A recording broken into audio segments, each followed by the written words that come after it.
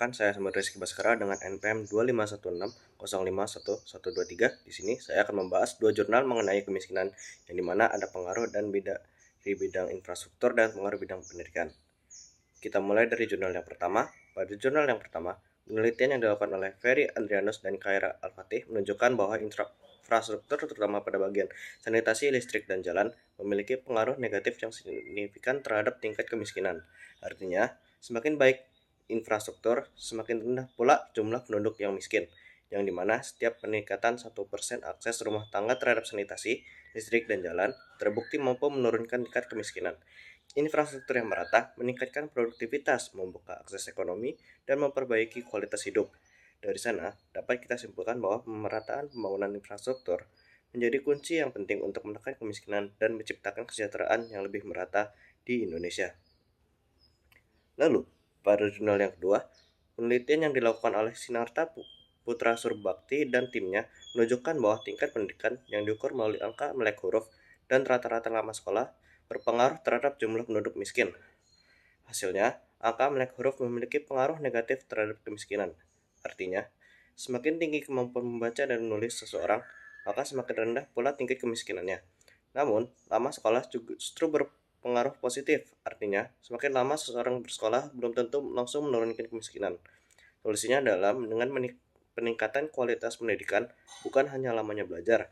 Pemerataan sekolah dasar, pelatihan guru, dan penguatan pendidikan vokasi menjadi kunci agar pendidikan benar-benar mampu mengentaskan kemiskinan di Indonesia. Kesimpulan dari kedua jurnal di atas adalah infrastruktur dan pendidikan memiliki pengaruh terhadap kemiskinan, sehingga pembangunan infrastruktur dan pendidikan yang baik dapat menurunkan angka kemiskinan yang ada di Indonesia. Sekian dari saya, terima kasih.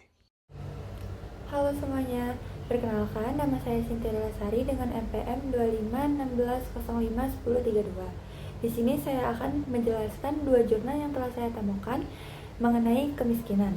Yang pertama yaitu dampak kemiskinan terhadap pendidikan, kualitas pendidikan. Kemiskinan merupakan masalah utama dalam pembangunan nasional yang tidak hanya berdampak pada aspek ekonomi, tetapi pada pendidikan, sosial, dan juga budaya. Kemiskinan di Indonesia merupakan masalah serius dalam pembangunan nasional yang tetap menjadi tantangan meski berbagai program telah dilaksanakan oleh pemerintahan. Kemiskinan diartikan sebagai ketidakmampuan individu atau kelompok dalam memenuhi kebutuhan dasar minimal, baik pangan maupun non-pangan. Kemiskinan disebabkan oleh berbagai faktor, seperti kurangnya apresiasi terhadap kegiatan sosial, sulitnya mendapatkan pekerjaan dan penghidupannya stabil, dan juga kesulitan memulai usaha karena adanya keterbatasan fisik. Tetapi saat ini, analisis telah menunjukkan bahwa tingkat kemiskinan di seluruh provinsi Indonesia telah menurun. Penduduk berusia di atas 15 tahun rata-rata menempuh pendidikan 8-9 tahun dan siap untuk bekerja. Upaya untuk menanggulangi kemiskinan di Indonesia dapat dilakukan dengan pendekatan, yaitu kebijakan langsung seperti program bantuan sosial dan juga kebijakan tidak langsung dengan menciptakan kondisi sosial, politik, dan ekonomi yang stabil.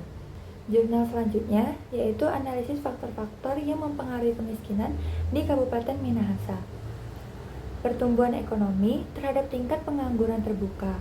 Hasil analisis menunjukkan bahwa variabel pertumbuhan ekonomi mempunyai pengaruh negatif dan signifikan terhadap pengangguran terbuka di Kabupaten Minahasa.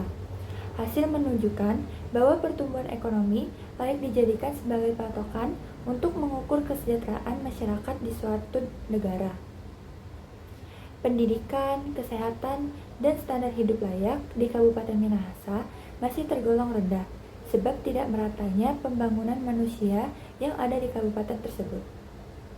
Juga bertambahnya jumlah penduduk tanpa dibarengi dengan kemajuan faktor-faktor perkembangan lainnya tidak akan cukup dalam menaikkan pendapatan masyarakat, sehingga penduduk miskin hanya akan terus berada dalam lingkaran perangkap kemiskinan. Saya menyimpulkan bahwa pemerataan pertumbuhan ekonomi di Kabupaten Minahasa perlu diperhatikan agar manfaatnya dirasakan oleh semua golongan masyarakat. Pemerintah juga perlu meningkatkan penanganan di bidang kesehatan, pendidikan, dan kesejahteraan agar pembangunan manusia lebih efektif dalam menekankan pengangguran dan kemiskinan. Sekian, terima kasih. Halo semuanya, perkenalkan nama aku Hanum Minara Silmi Kafa dengan NPM 2516051067. Di sini aku bakal bahas 2 jurnal tentang kemiskinan dari sisi ekonomi Islam dan juga analisis datanya. Langsung aja ya.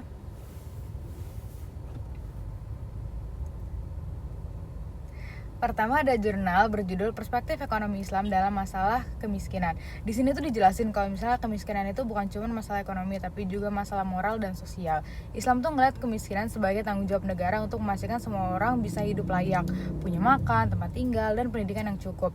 Prinsip ekonomi Islam itu ada 4, yaitu tauhid, rububiyah, khilafah, dan tazkiyah. Intinya ekonomi Islam harus sejalan sesuai dengan keadilan, moral, dan tanggung jawab sosial. Solusi yang ditawarkan tuh ada 2. Pertama, reformasi sistem ekonomi biar lebih adil. Yang kedua, kebijakan pemerintah yang langsung membantu masyarakat miskin.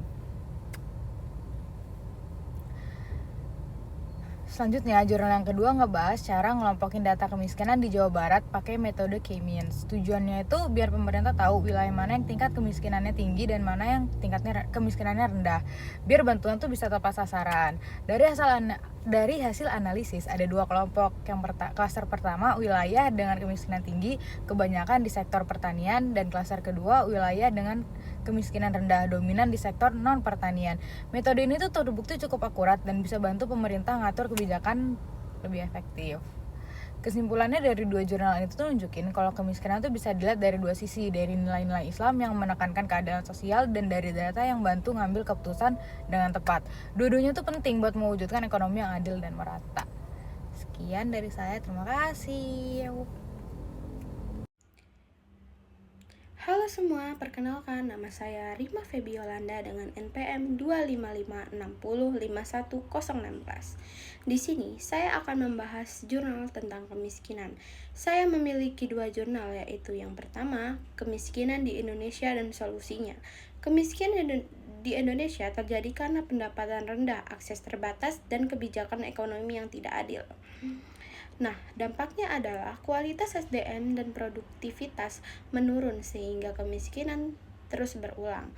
Upaya pemerintahan sudah ada pembangunan pertanian, SDM, pajak, dan infrastruktur, tapi masih kurang efektif. Solusinya menurut Islam adalah seperti zakat, warisan, upah adil, dan sistem bagi hasil untuk pemerataan.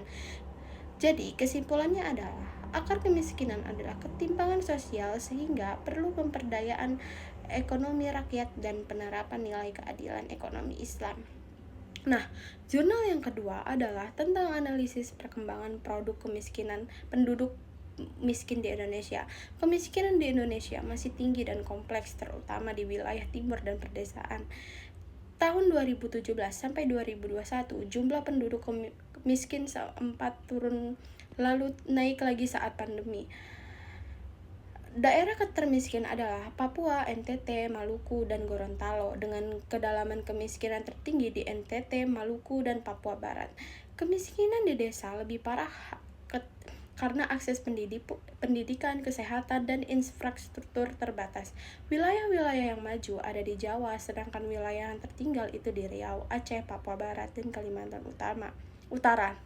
Solusi adalah tingkatkan SDM, pemerataan pembangunan, dan lapangan kerja agar kemiskinan berkurang.